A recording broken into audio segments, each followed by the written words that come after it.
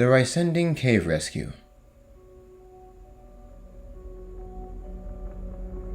In 1995, a team of speleologists, scientists who study caves, had discovered a new pit cave in the Untersberg, the northernmost massif or mountain of the Berchtesgaden Alps. The location straddled the border between Berchtesgaden, Germany, and Salzburg, Austria. To the team's astonishment, their exploration would lead to the discovery of one of the most expansive cave systems on planet Earth. At over 1,148 meters, or 3,766 feet at its deepest point, and at a length of 19,300 meters, 63,320 feet, or 12 miles, a quarter of the length of Rhode Island, it would become known as the largest cave in Germany. For its size, it would purportedly earn its name from one of the initial explorers, Hermann Sommer, who remarked, quote, "What a gigantic thing." Henceforth, it would be known as the Giant Thing, as well as the Huge Thing, or in the German tongue, the Riesending. By then, the Untersberg already had a storied reputation in German folktales. Its limestone walls and karst topography was said to house golden grottos and unimaginable treasures, a place where dwarves and giants dwelt. According to some, the legendary 8th century Holy Roman Emperor Charlemagne dwells within the Untersberg under the care of assistants of a dwarvish persuasion. Even more lurid tales say that the 12th century Emperor, Frederick Barbarossa, is asleep in the mountain, and that the slow growth of his beard around a table will signal his resurrection and a final Armageddon for mankind. However, that Armageddon would prove to be a much more private affair for one man, who would suddenly find himself, as well as hundreds of others, fighting for his life within the heart of the mountain. This is his story.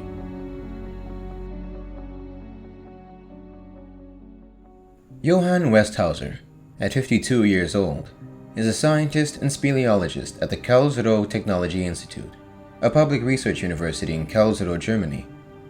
Less than 20 years prior, he had been a part of the team that first explored the Riesending cave. He likewise had been a part of the effort to discover its depths after 2002. The excitement of exploring the seemingly endless cave was so much that he kept on returning to it over and over again, hoping to discover more of its secrets and to further map out its extent. On the noon of June 7, 2014, he would undertake another tour of the cave, this time as part of a 3-man team. In an interview, a cave researcher familiar with the system described it as, quote, "a technically demanding shaft from the first meter."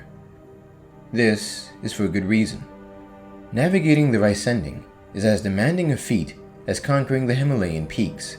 It likewise requires similar logistics, having even been referred to by some as, quote, "an Everest of the deep." Starting out from the entrance to the cave are dozens of vertical shafts. More than 9 kilometers or 5.6 miles of fixed ropes have been set within the cave's shafts and canyons. When the snow of the Untersberg melts, the water rushes in, especially during storms. Notably, the delay between the water from melted snow rushing from the mountain and it reaching the lowest levels of the caves is roughly 2 hours. Passages that are easy to walk on can fill quickly with water, which is the greatest danger for cavers. When the water rises, those inside can often only guess at alternative routes with their available lights. Even then, the alternatives are often limited. Here the temperatures can get as low as 2 degrees Celsius or 35 degrees Fahrenheit, well within hypothermic conditions. The humidity level is also around 100%. As such, anyone who goes in must have adequate clothing to survive for the amount of time required to travel in and out of the Riesending. There are even underground lakes in the caves at a depth of 950 meters. Here, navigation must be accomplished via small rubber boats. The deepest parts of the cave can be reached after 3 days, where the pattern of large spaces comes to an end. These are replaced by narrow passages filled with gravel and sediment, through which even some wind reaches into the interior of the mountain. Each visit is meticulously prepared far in advance. There are rest stops or bivouac sites along the route. 6 of these sites are set up throughout the explored extent of the subterranean network, each containing food, water, and other emergency supplies, not too dissimilar to the multiple camp system that exists on the slopes of Mount Everest. Even after the long descents are finished, there is still a 12-kilometer or 7.5-mile long horizontal expanse to be navigated, which Johann and his team were intent on reaching. Once they entered the cave, they immediately had to get down the first deep shaft by anchoring ropes and rappelling down to the bottom. They made it down the first shaft without issue. From there, they reached the site of Bivouac 1. While there, they were filled with excitement and determination to forge on, but were nevertheless wary of the danger that lay ahead. They started lowering themselves down the second shaft and arrived at Bivouac 2, similarly without incident. The three of them then began descending to the next station. At this point, the way down noticeably became more challenging. The walls of the cave were increasingly lined with jagged rocks. These could possibly cause their ropes to get stuck or even damaged. Before long, rocks began breaking from the sides of the walls. To make matters worse, the team could not see precisely where they were falling from. Other than the minor illumination coming from their helmet lights, the surroundings were completely pitch black. There was a brief stop as the three of them discussed the danger of the falling rocks. There was a consensus that they had come too far to turn back. The only way to do so would have been their ascenders, mechanical devices used to directly ascend ropes, which they might not have had the energy to use. Instead, the decision was made to go further down. All the same, they were worried over all the potential problems that could arise. Seeing as the descent was getting progressively risky, they all said a prayer before continuing.